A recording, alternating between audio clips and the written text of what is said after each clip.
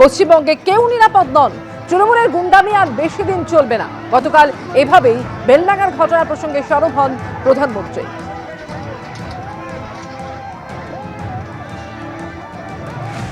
कल ही देखा है एक महिला पत्रकार के साथ टीएमसी के गुंडों ने कितनी अभद्रता की है। टीएमसी के राज में स्कूल, कॉलेज और यूनिवर्सिटी में भी बेटियां सुरक्षित नहीं है। यहां शासन प्रशासन में निर्ममता ऐसी है कि बेटियों की कोई सुनवाई नहीं होती। पीड़ितों को बात बात पर कोर्ट जाना पड़ता है। साथियों, इस स्थिति को बदलना होगा। आज भाजपा के प्रत्येक कार्यकर्ता से कहूंगा, टीएमसी की गुंडागिर्दी अब बहुत दिन चलने वाली नहीं है।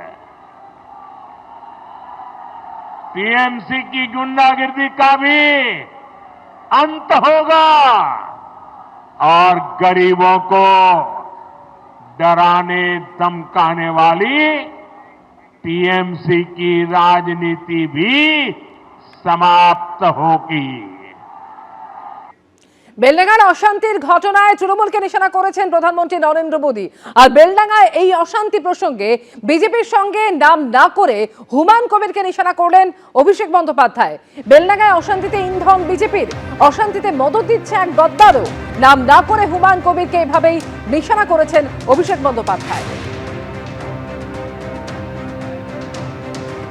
ঘটনাটা ঘটছে, এর ইন্ধন দিচ্ছে বিজেপির বাবুরা। আর একটা নতুন গদ্দার তৈরি হয়েছে এই মাটিতে। সে ধর্মে ধর্মে বিভাজন তৈরি করে মানুষকে মানুষের বিরুদ্ধে যারা লেলিয়ে দেয়, তাদের বিরুদ্ধে মুর্শিদাবাদকে এক হতে হবে। মুর্শিদাবাদে কোন রকম ভাবে কোন বুথে যদি কেউ বিজেপির বিভাজনের রাজনীতির বিষ বপন করে বিভাজন তৈরি করতে পারে, তাহলে মুর্শিদাবাদ দুর্বল হবে আর বিজেপি শক্তিশালী হবে। গতকাল বেলডাঙ্গায় যা হয়েছে, কারোর কোনো প্ররোচনায় কেউ পা দেবে না। কালকেও একটা সংবাদ মাধ্যমের এক প্রতিনিধির উপর আক্রমণ হয়েছে, আজকেও হয়েছে। আমি দলীয়ভাবে প্রশাসনের কাছে অনুরোধ করব, এর বিরুদ্ধে যারা দায়ী তার বিরুদ্ধে আপনারা ব্যবস্থা নেবেন। এই ঘটনাকে তৃণমূল কংগ্রেসের কেউ সমর্থন করে না, কিন্তু আমাদের সংযত থাকতে হবে।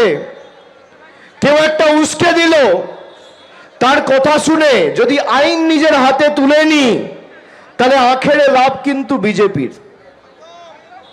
আজকে যারা বাবরি মসজিদ নিয়ে রাজনীতি করছে, 2019 সালে সেই বিজেপির প্রার্থী ছিল। হ্যাঁ কি না? হ্যাঁ কি না? বিজেপির সাথে কার যোগাযোগ? কার যোগাযোগ? বেলডাঙ্গায় অশান্তির ঘটনায় যখন নাম না করে হুমায়ুন কবিরকে এভাবে আক্রমণ করছেন অভিষেক বন্দ্যোপাধ্যায়, তখন পাল্টা হুমায়ুন কবির কি বলছেন শুনুন। হুমায়ুন কবির যদি কোনো জায়গায় পিছন থেকে এই ঘটনা ঘটানোর সঙ্গে কোনো যোগসূত্র থাকে, আমার বিরুদ্ধে আমি ওপেন চ্যালেঞ্জ করছি রাজ্য প্রশাসনকে, আমার বিরুদ্ধে ব্যবস্থা নিক। আগে তাড়াতাড়ি ওর পিসিকে বলুক যে তাড়াতাড়ি করে শান্তি শৃঙ্খলা এবং বাংলার 11.5 কোটি মানুষের নিরাপত্তা সুরক্ষিত করুক, তারপরে বড় বড় গদ্দার খুঁজবে। ওর পিসির থেকে গদ্দার কেউ বেশি না। এবিপি আনন্দ, এগিয়ে থাকে, এগিয়ে রাখে।